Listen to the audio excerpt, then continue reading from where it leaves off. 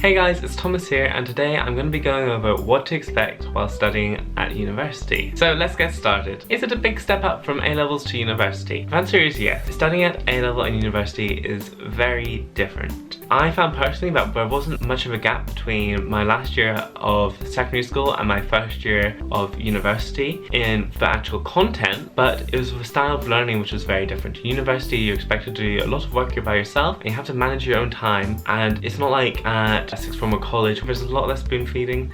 So just make sure to keep up and be organised and you'll be grand. Is it true that you don't get much time with your lecturers?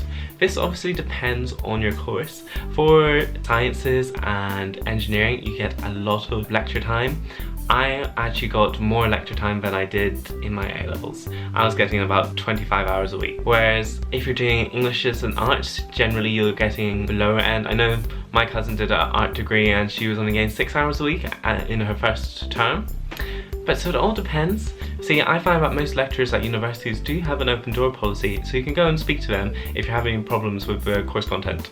What's the difference between a lecture and a seminar? A lecture is like what it sounds. It's someone lecturing to you. There's not really much discussion. There might be a few questions throughout the lecture, but they're probably going to be very short.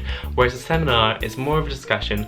Usually the lecturer will ask you to bring some answers to some questions which are very related to the course, and they will then go over these questions and it'll be a big discussion about how to get to the answer and what the lecturer wants to see from you in the exam. So you want to know what kind of assignments you're going to get in first year. Well, it can be an array. In my first week of university, I had a field trip where I had to give a presentation about the findings, and I've done loads of essays. Most degrees are very encompassing and include a lot of different assignment styles. Really up to you how much time you feel necessary to put into your studies. I study at a 1-to-1 ratio with the lectures, so if I had an hour lecture, I'd then spend an hour going over that content. Is it true even A-star students don't get first in assignments at the start?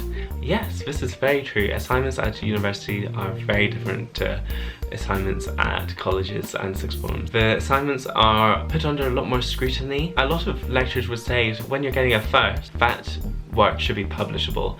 To be getting a first, you're going to be doing it at a very, very high standard. I found at sixth form that marks were very, very linear.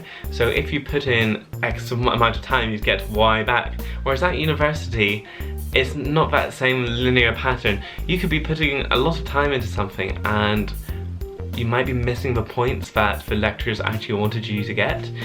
So people often trip up at this at the start, and it takes a while to get used to what a lecturer wants. You're going to be spending 3 years with this lecturer, so hopefully by your third year you'll be good at impressing them. How do you manage your time to make sure you meet all the deadlines? Personally, what I find is easiest is to put reminders on your phone when deadlines are coming up.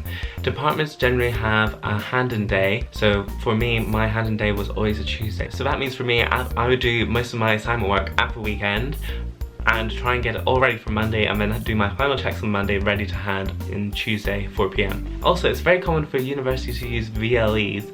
At the university, we had a thing called socialise where we were able to see all of our assignments. So from that, I was then able to make a schedule around each individual assignment. It is important at university to prioritise the heavy-weighted assignments versus the lightweight. So you want to say a coursework is worth 50%. You want to be giving your time to that and not to the thing that is worth 10%. But the most important thing is to make sure it's all finished on time. That's it for this Unite Students video. I hope you enjoyed it.